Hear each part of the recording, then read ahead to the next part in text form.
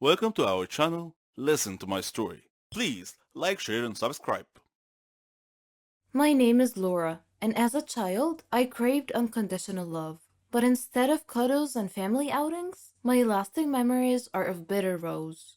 My mom never wanted children, she says. She told me that the only reason she didn't get an abortion was that she found about the pregnancy too late. My dad left when I was very young, which made my mother resentful. She had to stay and be the responsible mom, which she hated. On one occasion, my grandparents took me away, and I remember thinking, this is what family should be like. The relationship dissolved completely when I was a teenager. My mom's first love was always men, and when I was 15, she moved to Africa for a boyfriend without telling me. It's something I found impossible to forgive, especially as there has never been an explanation or even an apology. She has contacted me since, but always asking for money. That's why I made the decision to cut all ties with her. I put my mother's behavior down to a horrible upbringing, but she can't make the same excuses for her father. Dad had a lovely childhood, but he has no emotions or empathy for anyone. We haven't spoken in 7 years. Although she's so close to his parents and they encouraged her and her dad to repair the damaged relationship, it brought her nothing but more hurt. After he left my mom, he went on to have a new family. That was really hard for me to handle when he's made so little effort with me. My issues with my mom and dad have badly affected my mental health all throughout my life. I see a therapist regularly now to try to help me deal with the emotions. When I get married next year, neither of my parents will be invited. I grew up thinking I did something wrong for my parents not to want me. My only regret is not telling my dad how much I hated him. I don't hate my mom. I just feel sorry for her and I wish she could see what she's done. Ending all contact with a parent may sound extreme, but for me, it was an act of self preservation. My dad left when I was 8, and I haven't spoken to my mom once since I moved to Germany 10 years ago. She wasn't maternal and had a really bad temper, which she took out on me. She would never be affectionate, and I felt unloved. I believe my mother may have had a miserable childhood, which meant she lacked the emotional tools to be a good parent. After I grew up and had my own daughter, our relationship got even worse. My mother never came to see me or her granddaughter, but she did form a close bond with her son's new family. It hurt me that she made an effort to spend time with my brother's children and not mine. Over time, I have come to terms with the fact that she never loved me. I don't hate her or feel sorry for her. I just don't want her in my life anymore. Andy hasn't spoken to mom for 25 years, after they stopped communicating in his early 20s. For him, the problem was a lack of respect and common values. I grew up in a children should be seen and not heard household, where my parents' opinion was the only right one. We would have dinner in silence, and my parents never encouraged me in my interests or activities. He says he was never praised for his achievements, only criticized for doing wrong things. Whatever I did, it was never good enough. If I did well at something, my dad would always have to prove he was better. The house rules were strict, and he was sent to bed by 10 p.m. every night, even at the age of 16. But instead of sleeping, Andy found himself listening to the radio to escape the boredom. He quickly became interested in current affairs and politics, which gave him a new insight into the world. It made me realize that my parents' views were snobby, sexist, and racist. I was never allowed to voice any opinion that contradicted their views, or I'd be sent to my room. It made me lose respect for them. Andy and I were living in the same house, but we hadn't had a conversation for over a year. I can't say I regretted not making up with him. He was miserable to be around. Several years later, Andy graduated from university and bought a house. I was so proud, but my mom told me it was horrible. She said it looked like a council house and asked why he wanted to live in a slum. As his career advanced, she became more critical and constantly compared him with his half brother. I was 21 and felt successful, but she was ashamed of everything I did because it didn't fit her snobbish ideals. Eventually, he stopped contacting both my mother and his brother, and has never looked back. It wasn't really a difficult decision to make because we had nothing in common and they didn't accept me or my life choices. Andy understands why some people see this as a surprising decision, but has no interest in sustaining a relationship for the sake of it. I feel like seeing your parents out of duty is wrong. If you have made no effort to build a relationship with your children, I don't think you can expect them to be there. For other families, the rift is a result of the parents' divorce. Like my friend Helen, she lost contact with 2 of her 4 adult children this year, after ending an emotionally abusive relationship with her father. Since they separated in 2011, it's been a slow process of parental alienation. Her son hasn't spoken to her since last year, and her middle daughter is now ghosting her on every channel of communication. She believes her former partner has used the same manipulation tactics on her children as those that destroyed their marriage.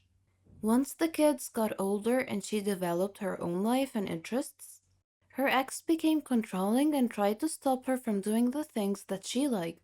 During a period of gaslighting that spanned many years, she says he told lies about her behavior to friends and family. Once he told them she was drunk and suicidal and she had gone missing. In reality, she had gone to the supermarket. When she joined a local band, he told everyone she was crazy and that she wanted to run away and become famous. Over time, her husband's side of the story was believed, and Helen began feeling alienated from her family. She sadly lost her mom a few years ago, and her dad is a man's man and took her ex's side. The divorce impacted the children big time and damaged them emotionally. Despite making every effort to build bridges with her children, she admits she doesn't know what their father has told them. He has always made an argument before parties and celebrations to prevent her from coming to the event. He also accused her of having an affair, even though she never cheated on him. The relationships with her 2 estranged children became so strained that she wasn't given a chance to discuss what had happened. The only explanation they've ever given her is that she doesn't care about them or that she treats them as little kids. Though losing contact has been an extremely painful experience for both of us, I don't blame anyone. Not me, not my mom, not Helen, and not her children. It's no one's fault. I can very much relate to how Helen's children felt. They're like goldfish swimming in a tank where someone keeps adding a tiny bit of color every day until they start to see things in a completely different way. I would love a chance to reconnect with my mom, but I can't see how it will happen. At the moment, I feel like I'm standing outside and they're inside a glass room. I really miss my mom, my brother, and definitely my dad. My son killed me. Yes, you read that correctly. I am not a ghost or an evil spirit that needs rescuing. I have a brave heart. My name is Megan, and I hope to inspire you with my story. I lived with my father and my sister Marlene after the death of my mother, who died from an illness. Though I was only 18 years old, I became responsible for taking care of my whole family. I did everything for them, like cooking, cleaning, washing, etc. My father was a great man, and he did his best to make us happy. I supported both my sister and my father. We faced a lot of problems together, illnesses, financial problems, school, and the like. But there came a day when I had to make a life and death decision at my young, tender age. I fell in love, as any girl my age tends to do. My sweetheart turned out to be loved my neighbor, a guy named Dave. We had grown up together, and we shared everything. Love, sadness, jokes. Our dreams had evolved as we grew up too, so we decided to marry. He knew all about my life circumstances, so he chose a flat near my family for me. We had a nice party and celebrated with our families and friends. Every day, he proved himself to be a responsible man. He loved and respected me, and I him. Finishing my studies was one of my dreams, and Dave supported me in every way to achieve it. But my biggest dream was to have a baby. But sometimes life just isn't fair. One day, while cleaning the house, my heart began beating rapidly, and I couldn't breathe well. I was barely able to call out to Dave, who came immediately when he heard me cry for help. I had had this symptom before when I was younger, but I never told my father because I didn't want to worry him. Dave took me to the hospital, where a doctor said I had a serious heart condition. And not only that, I was pregnant too. Pregnancy and a heart condition do not a good combination make. So we had to choose between the baby's life or mine. My father and Dave asked me to abort the baby, though they tried hard to persuade me. I resolutely refused. I agonized a lot during my pregnancy. My father and Dave were so worried for my safety. My father and Marlene left their flat to live with me. In addition, Dave cut back on his working hours to stay with me. The day came when I went into labor. They took me to the hospital, where the doctor checked me over and pronounced that my condition was so serious that I wouldn't be able to survive the childbirth. My family and I were shocked. I held Dave's hand and told him that I was strong enough to survive this. Dave hugged me, crying tears like a river.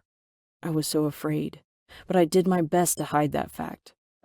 I looked to my protruding belly and said to my baby, "I want you to know that I sacrificed myself for you. You had better grow up to be a great young man. I love you." Then the baby started pushing its way into this world. The scene fades to blackness. The baby is born. Suddenly, a year later, a birthday party is being held. The baby is now 1 year old. A woman is singing with the baby and her family. The woman looks at you and winks. Megan says, "Haha, fooled you. I lived through the childbirth. Sometimes life gives us a second chance, but you have to be willing to accept the risk." Everyone has his own unique gifts. God gave us these gifts to help us and society. Some people use these gifts for good, while others use them for evil. My story deals with this latter group of people. My name is Bill, and I'm 19 years old. My story begins when my sister Bella and I were both only 13 years old. My family consisted of just her and me. You see, we grew up in an orphanage where none of the children had parents. We used to wonder where we came from and who our parents were, but we could never get any clear answers, so we stopped asking such questions. Our lives had been quite normal up to that point, and then one day, a surprise dropped into our laps. Our parents showed up to take us home.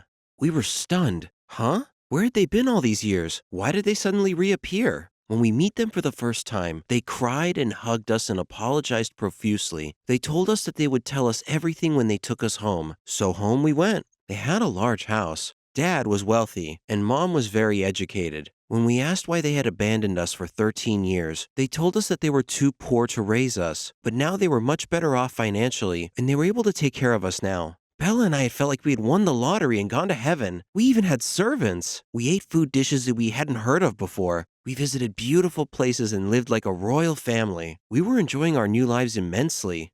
They treated us so nicely. Too nicely, in fact. Bella and I talked privately about why our parents were being so nice to us. They never criticized our behavior or made any demands off of us. This seems strange because we had heard about other kids whose parents were always arguing with them and forcing them to behave in a certain way. Then one day, we had stayed up late and we overheard our parents talking.